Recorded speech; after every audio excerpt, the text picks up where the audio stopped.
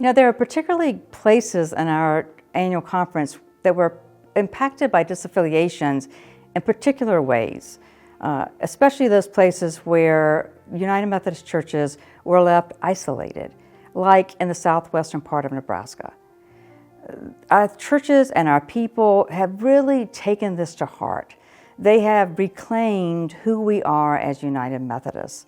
They desire for their churches to be the church of the community and the area, and they want their churches to be known for their commitment to each other and to the community as Jesus embodies. In some cases, persons have joined from churches that have disaffiliated and they wanted to remain United Methodists. And they have come to churches that are still United Methodists. And this has brought some encouragement and positive energy into these areas. When this happened, we were quite heartbroken and upset and angry, as I'm sure happened in other places. Those of us who really had a strong dedication to the United Methodist Church and who really were not, who could not be part of a church formed to exclude people. And in that, immediately after the election, I visited with Cindy and our district superintendent and told her that we wanted to go ahead and have a group in Garden County from the two churches, those who wanted to stay involved. And we wanted to do something soon because it was very well known in the community about the vote. And for those people who are gay, lesbian, trans, or family members of that population, we wanted everyone to know that not everyone had that same belief, and that there were those of us who were welcoming and wanted to have a United Methodist Church that really practiced the open hearts, open minds, open doors. As soon as we got the disaffiliation vote, I knew that I wanted to stay United Methodist, and because we live in a rural, remote area, I didn't want to have to commute to church. So for me, starting a United Methodist Church in our town was really the only option for me. So I knew there were people that felt like I felt and wanted to remain UMC. So I immediately found out how to get that started, and that was really what I wanted, is to see some sort of group come together to remain United Methodist. The Sunday after our vote, I invited anyone that I knew would be interested to come to our art gallery and cafe in Llewellyn. And so we had our first informal, I guess you would call it a house church. And so we have a semi-formal worship service, and then we do brunch. Our first launch was June 4th of 2023. It was really successful. We had a guest speaker come. We had about 45 people. Kids were really involved, and it just kind of progressed from there. We're in a conference room, and we have to set up and tear down before and after every service, but we've got it really streamlined now.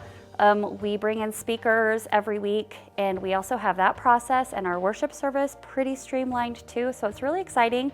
We're coming up on our year, and we are getting really close to our two big goals, which is to have a pastor and to have a permanent space that we can rent so we don't have to tear down and set up. My message for the conference really has been that what we thought would be a very negative thing, this breaking up of the church, has really turned into a huge gift for our community.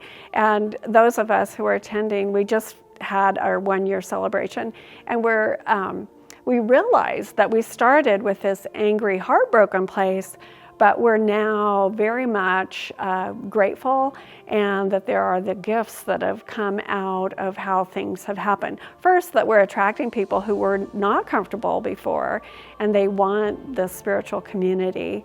The second gift really has been that because we can't afford a minister since we're so small, we really are responsible for ourselves. And we love this idea that we each take turns sharing, so we give lessons, and the lessons are based on what matters to us personally. It might be a reading, or it could be based on scripture, whatever is inspiring the person at that particular time. There are two things that have particularly given me hope about our church and our place and our communities in positive and really vital ways. First of all, is the level that laypersons have taken to lead the churches to remain in the United Methodist Church, but their commitment for their church to be a place of welcome and hope and reconciliation, and to make sure their community knows that. And secondly, it's amazing the strength of our connection.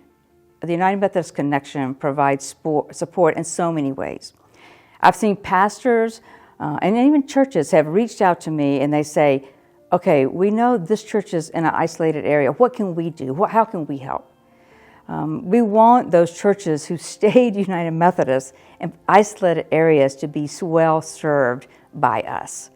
For new faith communities, I know pastors who have taken Sundays off, vacation Sundays, to go visit a church to show their support. Some have taken off to go preach to show their support. And laity from other churches have done the same, sometimes driving more than a couple of hours to do that. While, yes, we are still recovering, but the story we have to tell is one of hope for the present and for the future of our churches and for the future of our communities in which we serve.